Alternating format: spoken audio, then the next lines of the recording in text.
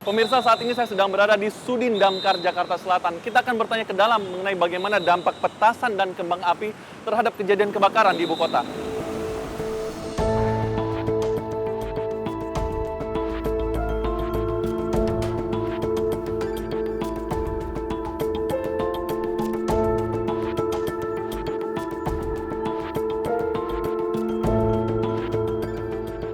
Pak Ade, ini bagaimana sih Bapak melihat kejadian kebakaran yang disebabkan oleh petasan dan kembang api di wilayah Bapak? Ya, memang kita cukup mengkhawatirkan dengan budaya di masyarakat yang masih senang memasang kembang api dan petasan pada acara-acara euforia di masyarakat, seperti anak-anak yang bermain petasan, atau di situ ada peringatan-peringatan ulang tahun, peringatan hari-hari besar.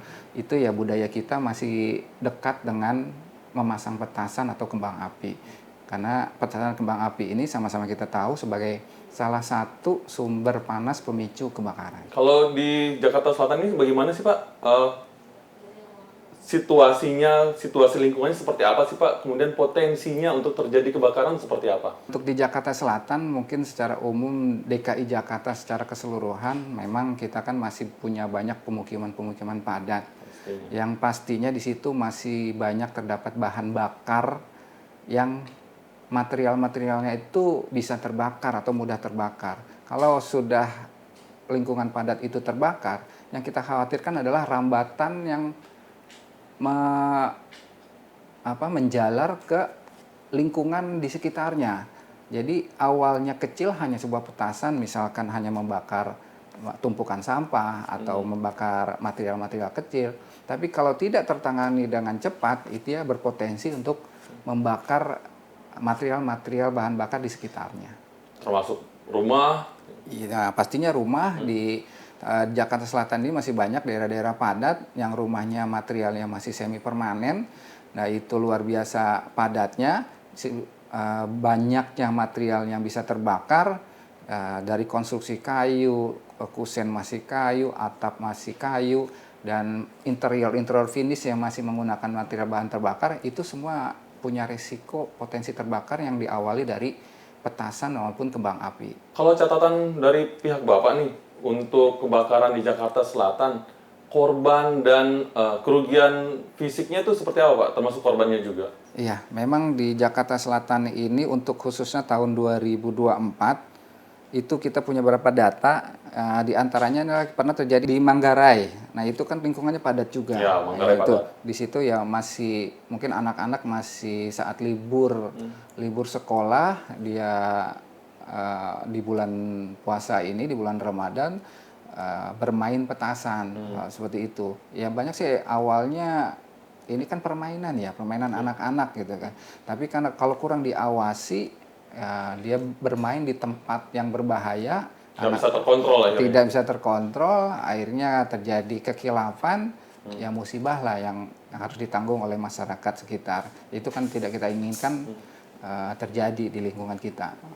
Ada imbauan nggak sih Pak? Atau beri kita tips gimana sih Pak kita berhadapan dengan petasan dan kembang api ini yang masih melekat di masyarakat kita gitu. Kemudian biar dampaknya gitu tidak berbahaya gitu, tidak sampai berujung kebakaran yang tidak hanya rugi secara fisik, enggak, tapi ada kerugian jiwa juga. Ya, ini memang perlu proses yang komprehensif ya. Secara keseluruhan memang kita harus bisa melakukan identifikasi bahaya resiko kebakaran. Ya, kita harus pahami itu. Kebakaran itu kan terjadi karena adanya sumber api yang tidak terkendali. Nah, petasan maupun kembang api ini kan agak sulit dikendalikan ketika dia liar digunakan oleh masyarakat. Nah, tidak kendalinya inilah yang potensi menimbulkan kebakaran, gitu kan. Lalu bagaimana? Ya, kita harus bisa mengawasi penggunaannya. Lokasinya harus ditentukan kalau memang tidak bisa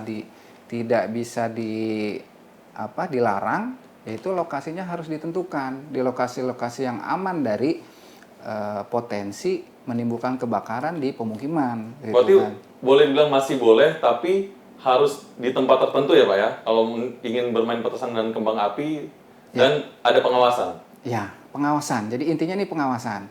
Jadi harus diawasi anak-anak ini atau siapapun yang menggunakan kembang api dan petasan harus di lokasi yang aman. Itu. Lokasi aman, lokasi yang seperti apa? Lokasi yang tidak banyak bahan bakar, ya tidak banyak sumber panas, ataupun di lingkungan-lingkungan terbuka yang aman dari menimbulkan kebakaran di pemukiman. Karena kebakaran kan sepersekian detik aja keadaannya akan sangat jauh berbeda gitu kan Pak? Ya, memang kebakaran itu kan ada tahapannya ya. Dia dari awal terjadinya ignition atau awal penyalaan, itu kalau dia sudah menemukan material rambatannya, itu sama cepat sekali untuk merambat ke material-material lain. Yang apalagi yang di lingkungan kita itu materialnya masih material yang punya sifat bahan bakar. Semi permanen ini ya Pak ya? Ya, seperti tempat tinggal yang semi permanen seperti itu kan. Itu masih banyak sekali di lingkungan kita. Gitu. Itu yang rawan sekali berdampak dari kebakaran awal yang ditimbulkan oleh petasan dan kembang api. Tadi kan untuk pencegahan Pak, gimana Pak jika di masyarakat tuh ada kejadian kebakaran yang diakibatkan oleh petasan, kembang api, atau kebakaran secara umum? Apa langkah-langkah awalnya Pak? Untuk meminimalisir kerugian. Ya, kami dari sebelum masuk bulan Ramadan, ya sebelum bulan puasa, kita sudah mengedarkan stiker-stiker, kita sudah menghimbau melalui media sosial, fasilitas di masyarakat seperti di tempat-tempat ibadah yang punya punya jangkauan suara untuk menghimbau masyarakat di rumah-rumah ibadah itu kan ada speaker atau toa Untuk menjangkau komunitasnya gitu. Ya, menjangkau lingkungan sekitar itu sudah kita lakukan dari sebelum puasa. Gitu kan. Stiker-stiker juga kita bagikan ke masyarakat, baik yang di jalan maupun yang di lingkungan. Kita kan petugas kita kan sudah sampai ke, kita punya sekarang ini alhamdulillah sudah kita punya satgas yang sudah turun ke masyarakat sampai ke tingkat kelurahan.